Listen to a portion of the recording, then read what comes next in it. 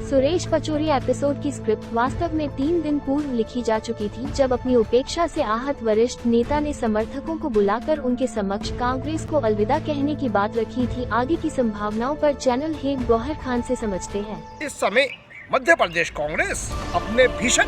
दौर से गुजर रही है। आज भोपाल में एक राजनीतिक घटनाक्रम घटता है, जिसके तहत कभी स्थानीय राजनीति में जिसकी तूती बोलती थी और जिसकी मर्जी के बिना कांग्रेस की राजनीति में, विशेषकर भोपाल संभाग आसपास के क्षेत्रों में पत्ता नहीं हिलता था, जिसकी मर्जी के बिना वह पूर्व सांसद, पूर्व केंद्रीय मंत्री, वरिष्ठ नेता सुरेश पचौरी आज जीतू पटवारी और राहुल गांधी को बाय बाय कहते हुए अपने गले में भाजपा का केसरिया ध्वज डाल देते हैं। निश्चित रूप से सुरेश पचौरी जिस तरह से कांग्रेस से विदाई लेते हैं, यहाँ पे ये कहने में अतिशयोक्ति नहीं होगी कि कांग्रेस के लिए ये एक बड़ा झटका है। सुरेश पचौरी एक बड़ा ब्राह्मण चेहरा था और इसके अलावा सुरेश पचौरी जनपद के भी करीबी कहे जाते थे। काफी समय से सुरेश पचौरी भोपाल की राजनीति में, मध्य प्रदेश की राजनीति में अलग थलग स्वयं को महसूस कर रहे थे। इस बात को कहने में कोई गुरेज नहीं है कि सुरेश पचौरी के जाने से, हालांकि वे काफी समय से सक्रिय नहीं थे, हालिया विधानसभा चुनाव में भी अपेक्षा के अनुसार वे अपने समर्थकों को टिकट नहीं दिलवा पाए, परंतु भोपाल सहित आसपास विदिशा, रायसेन, अबितुल्लागंज, मंडीदीप, ये जो विशेषकर क्षेत्र हैं, इन क्षेत्रों में, होशंगाबाद, इन क्षेत्रों में सुरेश पचौरी के समर्थकों की एक अच्छी खासी तादाद है और सुरेश पचौरी एक ऐसे नेता की संज्ञा रखते रहे हैं जो वे अपने समर्थकों को, उन्होंने काफी स्तर पर राजनीतिक उनको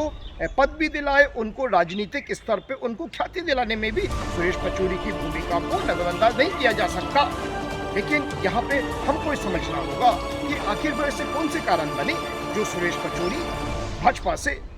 सुरेश पचौरी का कांग्रेस से मोहभंग होता है। यहाँ पे अभी न्याय यात्रा के में राहुल गांधी मध्य प्रदेश पधारते हैं, उसमें भी सुरेश पचौरी पूरी तरह से नाराज रहे। इसके अलावा ऐसा कहा जाता है कि सुरेश पचौरी जिस प्रकार से राष्ट्रीय स्तर पर घटनाक्रम चल रहा है और जो कांग्रेस की विचारधारा है, भाजपा की विचारधारा है, सुरेश पचौरी उसमें स्वयं को मिसफिट महसूस कर रहे थे। 3 दिन पूर्व सुरेश पचौरी द्वारा अपने समर्थकों से संवाद किया जाता है और इन समर्थकों से उनको चर्चा करते हैं भविष्य की संभावनाओं को लेकर। बताया जाता है, अधिकांश ने कहा कि वर्तमान में जो परिदेश चल रहा है, इसमें कांग्रेस में रहना राजनीतिक स्तर पे मुफीद बिल्कुल नहीं कहा जा सकता। यहीं से सुरेश पचौरी को अपने समर्थकों के राजनीतिक भविष्य की चिंता होती है और सुरेश पचौरी अपने समर्थकों सहित भाजपा को में ज्वाइन करने के लिए तैयार हो जाते हैं। कल भी एक घटनाक्रम घटता है जब सुरेश पचौरी अपने एक करीबी विधायक, वर्तमान में एक विधायक ही, एक करीबी उनके विश्वास पात्र से चर्चा करते हैं और वे अपने कांग्रेस छोड़ने के कारणों का, भाजपा में जाने की बातों का उनको अनुभव कराते हैं, उनसे अपने